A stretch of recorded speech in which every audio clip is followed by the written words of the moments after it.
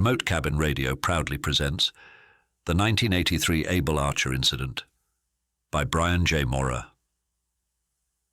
The 1983 incident was at least as dangerous as the Cuban Missile face-off in October 1962.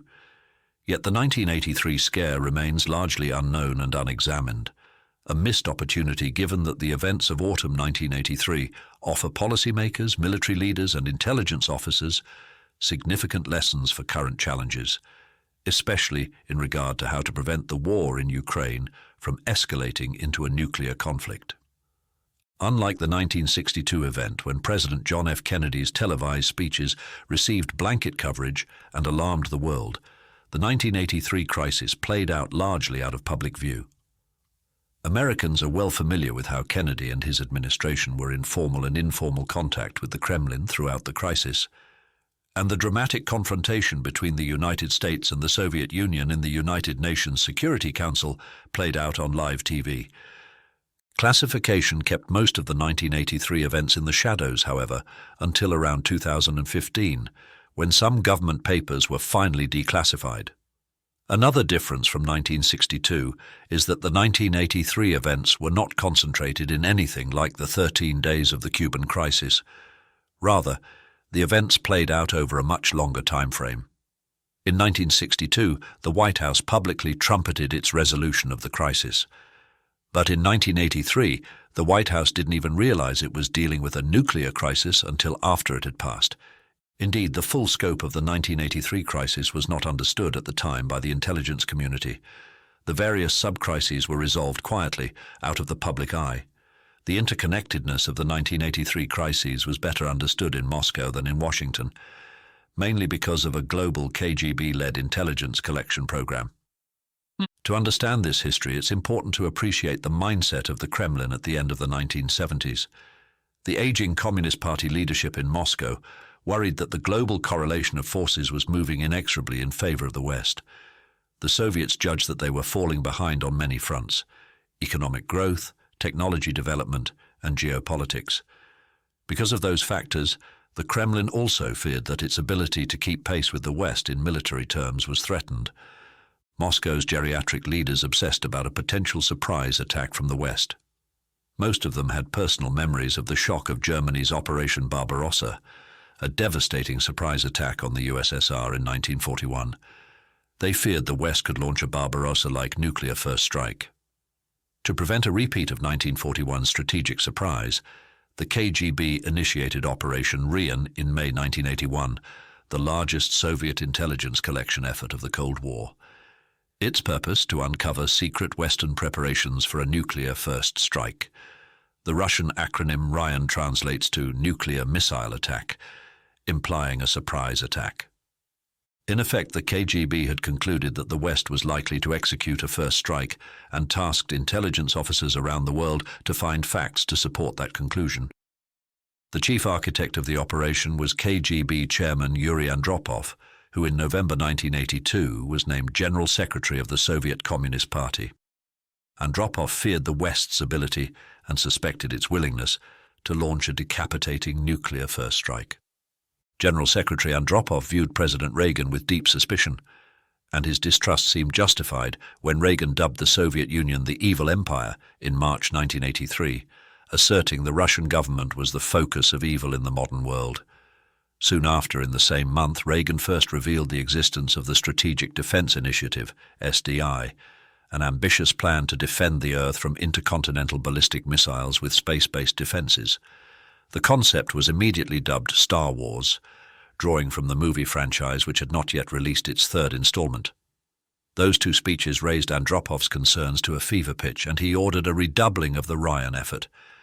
The Western press may have been Star Wars skeptics, but the Soviet leadership believed it could be built and that it would be a singularly destabilizing advantage for the West. If SDI were successful, the Kremlin concluded, the United States would possess the ability to launch a first nuclear strike with impunity. Kremlin worries also focused on NATO and on planned US deployments of new Pershing II nuclear-armed ballistic missiles in West Germany and new nuclear-armed ground-launched cruise missiles in the United Kingdom. The Kremlin viewed both weapon systems as first strike threats that could decapitate the Soviet leadership with virtually no warning. To the Politburo, NATO was an inherently offensive alliance. With this as a backdrop, the Soviets saw a series of events in 1983 that seemed to validate Operation Ryan's premise and the Kremlin's paranoia. The same month as Reagan's Evil Empire and Star Wars speeches, the US Navy's Pacific Fleet initiated a massive exercise in the North Pacific. Called Fleet X-83, it would both alarm and embarrass the Soviet military. The exercise was winding down on April 2, 1983, when US Navy carrier base fighters overflew Soviet military facilities in the Kuril Islands. To Moscow, the Navy overflights fit the Ryan pattern. Were these violations of Soviet airspace an attempt by the Americans to create a predicate for a nuclear first strike? Moscow issued a formal diplomatic reproach to the United States, decrying the overflights, and immediately raised air defense alerts in the Soviet Far East to alarming levels. Soviet air defense officers in the Far East were fired for failing to respond to the US Navy overflights. Across the Far East, Soviet air defense units maintained a maximum hair-trigger alert through the summer months of 1983. No Soviet colonel wanted to be the one to fail to respond should another violation of Russian airspace occur. In Japan, Air Force intelligence assessed that the Soviet alerts posed a grave potential threat to American intelligence collection flights in the Far East. In July, 5th Air Force Intelligence warned ADM, William J. Crowe, the chief of the U.S. Pacific Command, that any aircraft deemed a border violator by the Soviets, even a civilian airliner, would be at grave risk. The Soviets were still on high alert on September 1, 1983, when Korean Airlines Flight 007, flying from New York to Seoul via Anchorage, Alaska, flew off course over the North Pacific due to a navigational error.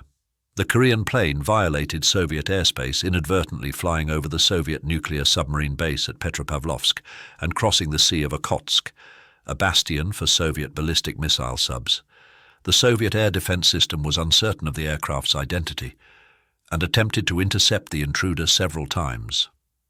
As Kal-07 was about to exit Soviet airspace, a Soviet air defense Su-15 fighter finally intercepted and shot down the Korean Airlines 747 near Sakhalin Island, killing all 269 people on board, including 62 Americans. To the Kremlin, the Kal incident fit the Ryan pattern. It was either a clever American intelligence collection flight, or it was a deliberate provocation designed to create a pretext for a nuclear war. To this day, many Russian leaders believe the Kal flight was a deliberate act of American aggression.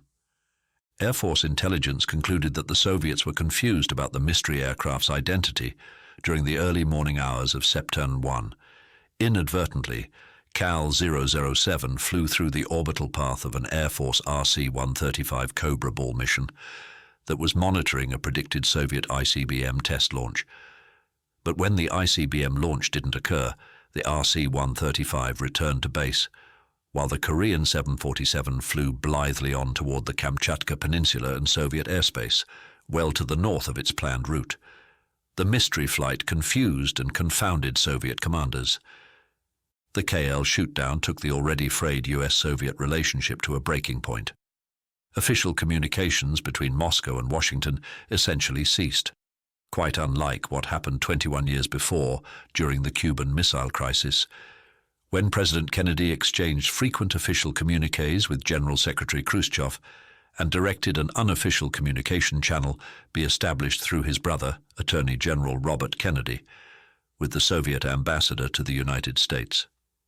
But in the fall of 1983, Washington and Moscow were not talking. On September 3, 1983, a U.S. Navy EP-3 intelligence collection aircraft was orbiting near the KL-007 crash site when the Soviets wrongly determined the Navy plane had violated Russian airspace. 2 MiG-23 fighters were ordered to shoot down the U.S. aircraft. General Charles L. Donnelly, commander of U.S. forces in Japan and the 5th Air Force, ordered a flight of 4 F-15s to intercept the MiG-23s. Simultaneously, 5th Air Force warned the EP-3 of the threat. The EP-3 pilot dove for the wavetops to evade the Russian fighters, and after a tense period, the EP-3 reached Japanese airspace, safe from Soviet attack. As the F-15s completed their intercept of the MiG-23s, Donnelly ordered them to break off without engaging the Soviet fighters and to return to their combat air patrol orbit. When another general officer on the scene pointedly questioned Donnelly's decision not to engage the MiGs, Donnelly responded, "I don't think I'll start World War III this afternoon." Major General James C. Fouts, the senior intelligence officer on the air staff, analogous to today's Air Force A2, supported the 5th Air Force intelligence analysis, which assessed that the Soviet shootdown of Cal 007 was a tragic mistake, not a deliberate act of murder. Fouts prepared a briefing detailing his assessment that the Soviets had made a series of critical errors leading to the shootdown, but the air staff briefing failed to gain traction with the intelligence community leadership in Washington, including Director of Central Intelligence William J. Casey. In official Washington, the narrative that emerged was that the KAL shootdown was an intentional atrocity. On September 5, in a nationally televised speech, President Reagan termed it the Korean airline massacre, a crime against humanity. In the days and weeks that followed, U.S. intelligence continued to analyze the event, eventually concluding that Air Force intelligence had gotten the story right from the outset.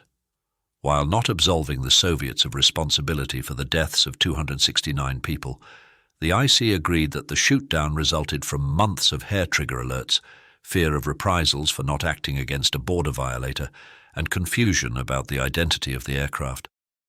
Yet at the highest levels, competing American and Soviet narratives became entrenched, and the battle lines were drawn in Washington and in Moscow. Secretary of State George P. Shultz gave an impassioned presentation before the United Nations Security Council, during which he presented classified evidence of the Soviet attack on Cal 007, raising global tensions to a fever pitch. Weeks later, early on the morning of September 27, the USSR's National Missile Defense Center received warnings from its new missile detection satellites that the United States had launched intercontinental ballistic missiles from Grand Forks Air Force Base, ND. One source cites F.E. Warren Air Force Base, WIO. The Soviet watch commander that night, Lieutenant Colonel Stanislav Petrov of the Air Defense Forces, was a signal processing engineer, not a typical watchstander, and he was subbing for a sick comrade.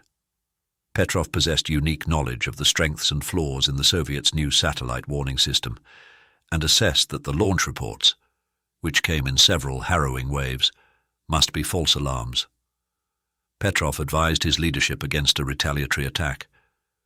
Petrov, the accidental watch commander, was truly the right man in the right place at the right time. It took Soviet technical experts months to determine what went wrong that night. Eventually, they concluded that a highly unusual set of atmospheric conditions over the northern tier of the United States caused sunlight to be reflected off high clouds in such a way that the satellite's sensors mistook the reflections as ICBM launches. Petrov had to make an assessment in minutes, not months. Had the Kremlin ignored Petrov and instead acted on the phantom American ICBM attack, the world would have been plunged into global nuclear war. The Petrov incident remained unknown in the West until the late 1990s, after the fall of the Soviet Union. Word began to leak out as former Soviet officers felt free to speak and even write about the harrowing event. In a 2013 interview with the BBC, Petrov recalled how the monitors on his watch lit up with the warning first of a launch, and then an impending strike. First one missile, then another, and another, ultimately counting 5 incoming strikes. There were no rules about how long we were allowed to think before we reported a strike, he recalled. But we knew that every second of procrastination took away valuable time, that the Soviet Union's military and political leadership needed. And then I made my decision. I picked up the telephone handset, spoke to my superiors, and reported that the alarm was false. But I, myself, was not sure, until the very last moment. I knew perfectly well that nobody would be able to correct my mistake if I had made one. Unlike Donnelly, who would ultimately earn a 4th star following his deft handling of the Cal 007 tragedy, Petrov was punished for not following protocols. He was never promoted again. But he eventually was awarded the Dresden Peace Prize and became the subject of a 2014 film, a documentary drama, The Man Who Saved the World. The final chapter of the war crisis occurred in November 1983. NATO had conducted a series of interlocking military exercises beginning that September, culminating in a nuclear war drill called Able Archer 83. It was designed to practice nuclear command, control, and weapons release procedures, including for the new generation of ballistic and cruise missiles being deployed to Europe. To the Able Archer exercise planners and participants, the drill was robust but routine. But to the Soviets, the exercise appeared to be a cover for a real nuclear first strike on Soviet territory. They reacted by placing their theater and strategic nuclear forces on a system-wide Soviet nuclear forces alert of massive proportion. Brig General Leonard H. Perutz, Chief of Intelligence for U.S. Air Forces Europe, USAF, at the time, noted the Soviet preparations and became deeply concerned. Briefed by Perutz, USAF Commander General Billy M. Minter considered whether to order a reciprocal nuclear alert.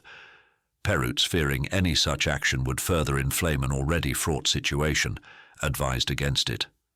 Informed by deep knowledge of the Soviets, Perutz reasoned the smart approach was to de-escalate the situation by having U.S. forces do nothing unusual. The most dangerous moment came when Able Archer 83 reached its climax, a simulated request to the National Command Authority for Nuclear Weapons Release. Perutz urged his leadership to continue the Able Archer exercise and to wind it down as if nothing unusual was happening across the Iron Curtain. Minter agreed. Yet the full extent of Soviet preparations for nuclear war had not been understood by the Americans, and it took months to assemble the intelligence and create a complete assessment. Even then, there were disagreements within the IC about how close we had come to a nuclear conflagration. Nonetheless, Director of Central Intelligence Casey became convinced that we had nearly stumbled into a nuclear war and briefed President Reagan and the National Security Council principals accordingly. The President noted in a June 1984 diary entry how shocked he was to learn the Soviets believed the West was planning to launch a nuclear first strike. The almost complete lack of communication between Moscow and Washington had proved fertile ground for catastrophic miscalculation.